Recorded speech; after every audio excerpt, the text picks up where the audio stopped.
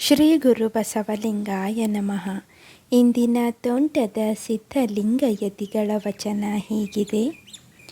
ಕಟ್ಟರಸಿಲ್ಲದ ರಾಜ್ಯಕ್ಕೆ ಕಳ್ಳರ ಭಯ, ಒಕ್ಕಲಿಲ್ಲದ ಊರು ಹಾಳು, ಮಕ್ಕಳಿಲ್ಲದ ಮನೆ ಮಸಣವಟ್ಟಿಗೆ ಎಂಬ ಲೋಕದ ದೃಷ್ಟಾಂತದಂತೆ ಮುಕ್ಕಣ್ಣನರು ಇಲ್ಲದವನ ಹೃದಯ ಕರ್ಕಸದ ಬೀದಿ, ರಕ್ಕಸರ ಹೊಳಲು ನೋಡ ಮಹಾಲಿಂಗಗುರು ಶಿವಸಿದ್ದೇಶ್ವರ ಪ್ರಭುವೆ.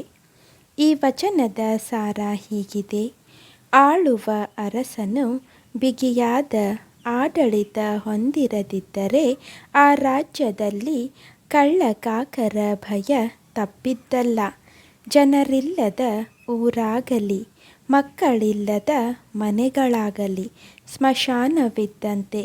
ಹಾಗೆಯೇ ಮನುಷ್ಯನಾಗಿ ಹುಟ್ಟಿ ಶಿವಜ್ಞಾನವನ್ನು ಸಂಪಾದಿಸಿದವನ ಹೃದಯಕ್ಕೂ ವೇಶ್ಯೆಯರ ಕೇರಿ ಹಾಗೂ ರಾಕ್ಷಸರು ವಾಸಿಸುವ ಪಟ್ಟಣಕ್ಕೂ ಯಾವುದೇ ವ್ಯತ್ಯಾಸವಿಲ್ಲವೆಂಬ ಭಾವ ಈ ವಚನದ ಮೂಲಕ ವ್ಯಕ್ತವಾಗಿದೆ.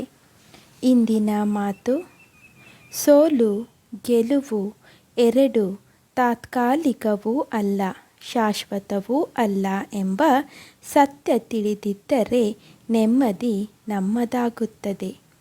ನಮ್ಮ ನೋವು ಇನ್ನೊಬ್ಬರ ನಗೆಗೆ ಕಾರಣವಾಗಲಿ, ನಮ್ಮ ನಗು ಇನ್ನೊಬ್ಬರಿಗೆ ನೋವಾಗದಂತೆ ಇರಲಿ. ಶರಣು ಶರಣಾರ್ಥಿಗಳು.